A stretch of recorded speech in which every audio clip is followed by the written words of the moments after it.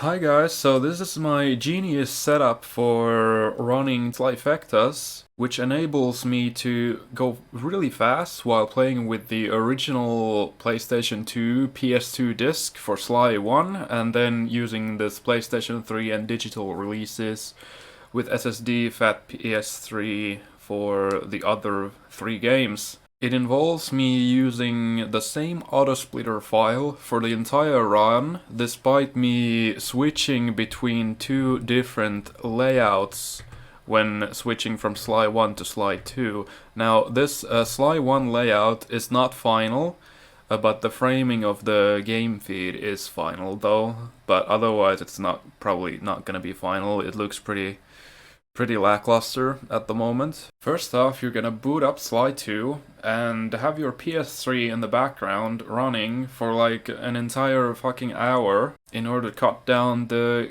game swap time to minimum. This is allowed for Sly 2 when you're using another console to play through Sly 1 first, just as long as you actually don't start the Sly 2 run before finishing the Sly 1 run, and it has to be captured on a game feed. The rules for that are not entirely explicit, but basically you just have to catch the end frame of Sly 1 and the start frame of Sly 2 for your cap card, and otherwise it'll be fine. So first off, what you want to do is to mash select after pressing start in order to skip the intro cutscene for Sly 2, like this, so that you'll pause the game before Sly touches the ground, and this will skip the Binocucom opening animation.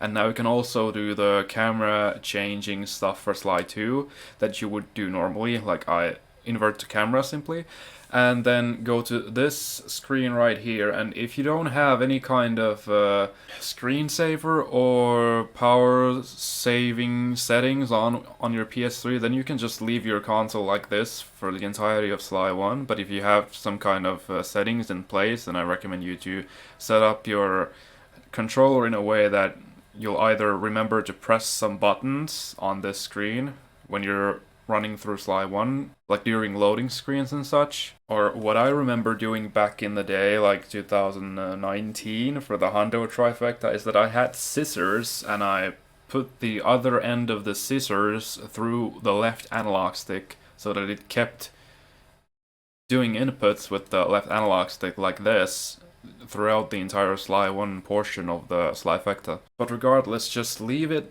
like this and then hop over to Sly 1. Like, what I do in order to switch between Sly 1 and 2 is not to put the HDMI cable that leaves the console to another console. No, what I do is that I just swap the HDMI cable that goes into the splitter to another one. Like when I would be doing the Slyfecta, the HDMI cable coming from my PS2 to HDMI converter from the NTSC 90K PS2 that I have, like that HDMI cable would be going to the splitter, and the HDMI cable coming off from the PlayStation 3 would be unplugged. So now I'm gonna take off the HDMI cable coming from PS3 and swap it to the one coming from PS2.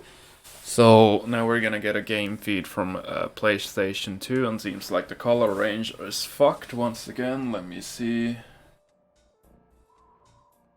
Okay, at least now it's not fucked. Autosplitter doesn't like it being fucked. And now we're gonna switch to this layout, and normally when I just change between these layouts, it's gonna look like this. So what I'm simply gonna do is to reboot StarTech, like this. It only takes a couple of seconds, and now the framing is perfect. So I was able to create these split images by using the framing that I normally use for full screen for this particular region with the autosplitter with this layout, and then I just took screenshots when having this layout straight from the autosplitter and then cropped the pictures in post. Like the image file that I'm using for Sly 1 from now on is in the community autosplitter folders. But I don't think anyone will be able to use them though. It would require quite precise of region selection in order to anyone else than me to use it, but the example is there and the base how to do it is there. Also, I gotta look into the audio settings because Sly 1 is a lot quieter compared to Sly 2. So during the lengthy cutscene in the Clockwork boss fight, I'm gonna move the cursor on my laptop to hover above the 16:9 layout, which is this one. And instantly when I'm done with Clockwork, I'm gonna switch the HDMI cables in the splitter. And after switching the HDMI cables, I'm just gonna quickly change the layout to this one and reboot StarTech. Because if I don't reboot StarTech, the aspect ratio with this layout for the game feed and the size of the game feed would be quite small. So as follows.